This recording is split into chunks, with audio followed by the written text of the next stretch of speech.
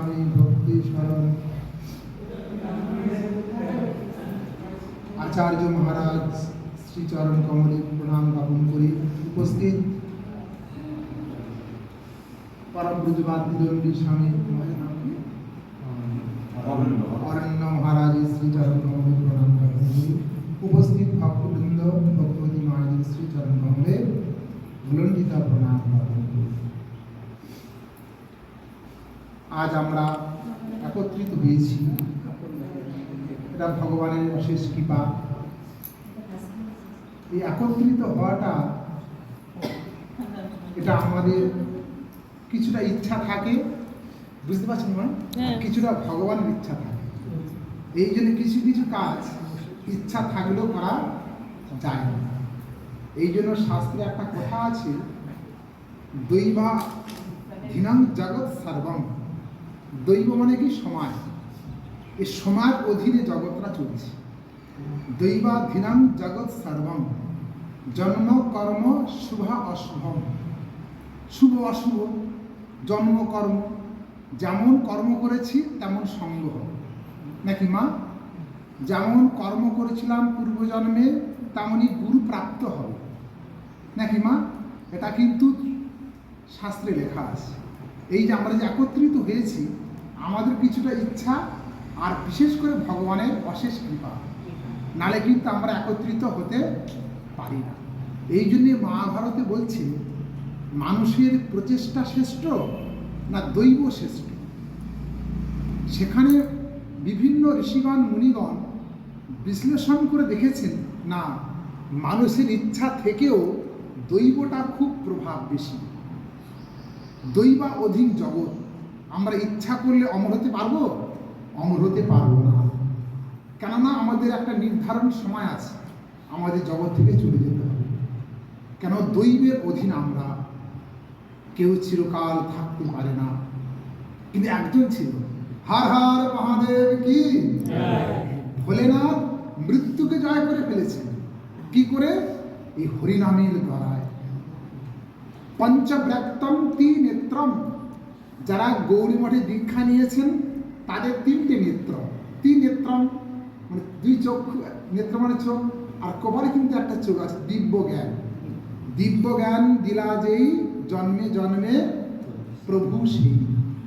যারা অ্যাকচুয়ালি দীক্ষা নিয়েছেন তাদের কপালে একটা জ্ঞান, জ্ঞানের আলো গুরুদেব দিয়ে দিয়েছে, যাকে বলা হয় ভক্তিলতা বীজ। বীজ দেয় না মা? সেই বীজ, যদি ভক্তিলতা বীজ কোথায় দিয়েছেন? কর্ণ থেকে হৃদয়ে দিয়েছে। শ্রবণ কীর্তন জলে করহ সেচন। শ্রবণ এবং কীর্তন জল, একটি বীজ অর্পণ করে দিয়েছেন গুরুদেব। কোথায়? হৃদয়ে, মন্দিরে, হৃদয়ে এখানে।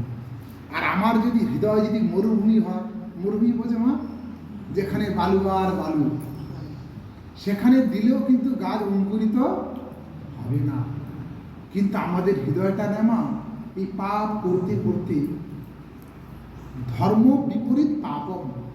যে মানুষটা ধর্ম করছে না নিশ্চয়ই পাপ করছে, এটা প্রমাণিত। এটা সূত্র বলছে।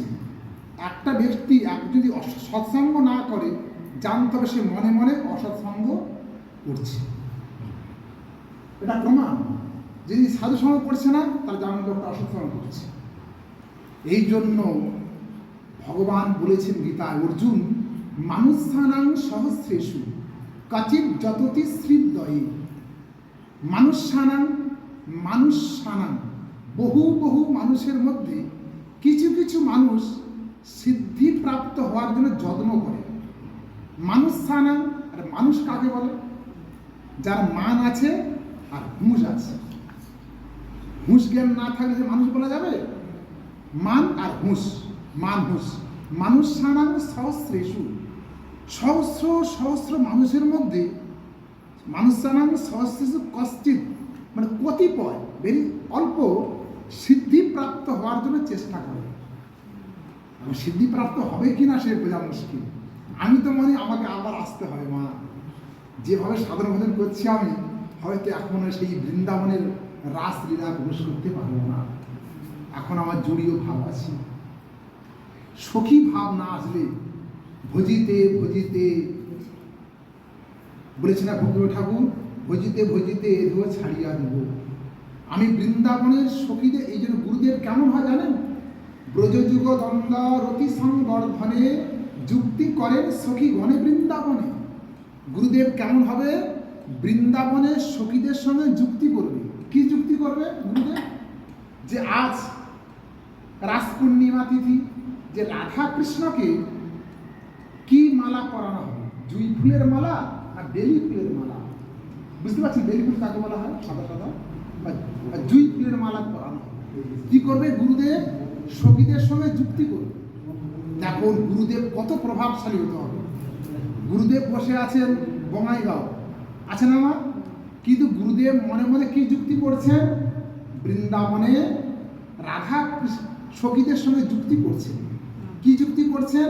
যে রাস পূর্ণিমা বা লক্ষ্মী পূর্ণিমা রাধা কৃষ্ণকে কি মালা পরানো হবে, দেখুন তবে সেই গুরুদেব হতে পারবে।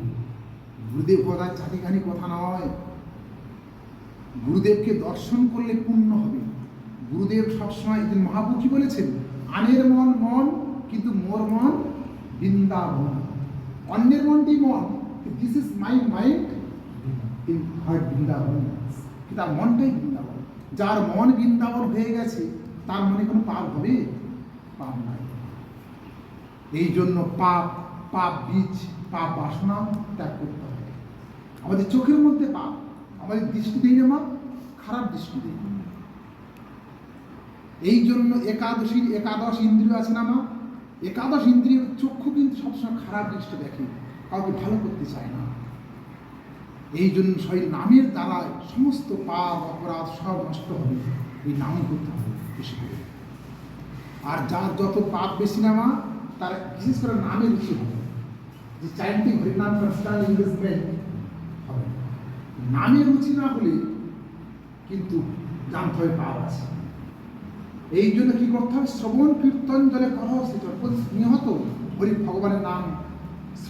আমরা উদ্ধার হব না মা, হয়তো আবার আসতে হতে পারে।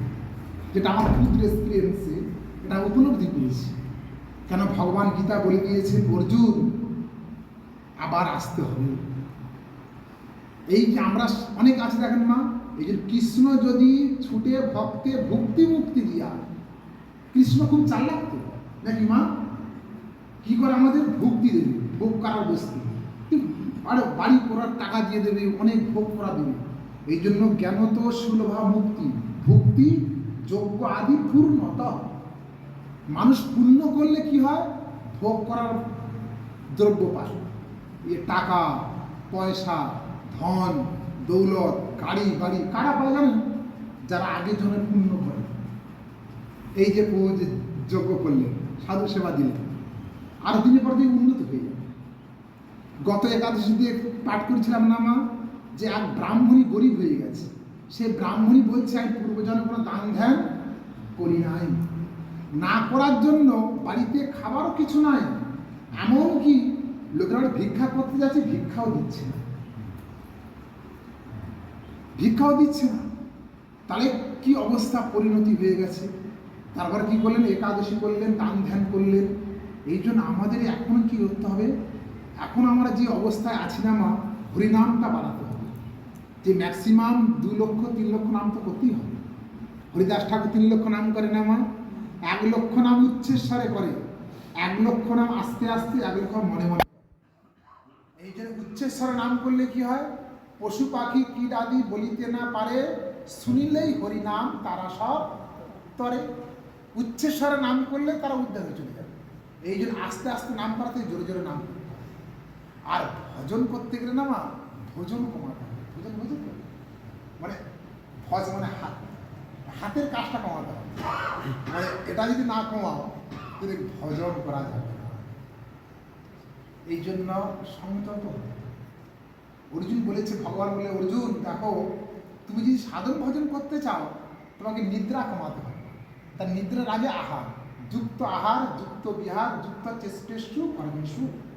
যুক্ত আহার, পরিমিত আহার, যেটুকু প্রয়োজন নাকি মা? আমি যদি সকালে 1 থালা পান্তা খেতাম, তাহলে এখানে যোগ হতে পারতাম, হয়তো আমাকে টক পান্তা খেয়ে ঘুমাতে পারতাম নাকি বলুন? সকালে যদি আমি টক পান আলু ভাজা খেতাম পেট ভর্তি করে, হয়তো আমাকে শুয়ে থাকতে হতো।